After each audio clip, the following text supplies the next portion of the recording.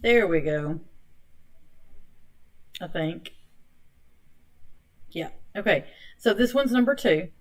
Now, number 2 is different from number 1 because in number 1, those angles were not congruent to each other. Those angles were supplementary. So when we wrote our equation, we set it up for them to equal 180.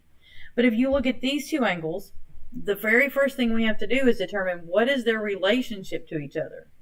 Well, these lines are parallel, and we know they are because it says so in the statement. And so these two angles being alternate interior angles is what they are, alternate interior angles, are congruent to each other. This angle is congruent to that angle.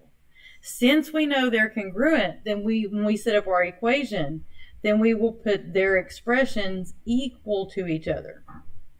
Okay? So, because this angle equals that angle, they are the same size. That means whatever value there is for x there will make those two sides be equal to each other. So we just solve now for x. So to solve for x here, I'd move this x right here by adding it. Oh, my bad. Maybe if I can get down, John. Hit the EZ in the middle and it'll go away. Perfect. Thank you. I'm so sorry. I didn't realize that was still up there. Okay, so we are going to add this x, right? And so then we're going to add that x to right here. This gets rid of it on this side. And then over here we have 3x minus 10. We'll add 10 to both sides. And so now we have 3x equals 75. Divide by 3. And x is 25. Not degrees, just 25. I don't know why I put the degrees there. And the question was find the value of x, so we're done. If they wanted us to find the angle measure, we would just plug it back in and do the math, right? But they just asked us to find x. So that's it for number 2.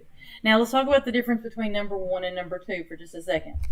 So in number 1, even though they have these funky little arc marks trying to say those angles are congruent, we know they're not because it did say the lines were parallel and those two angles have to be supplementary if the lines are parallel, right? So we set it up to where those two add up to 180.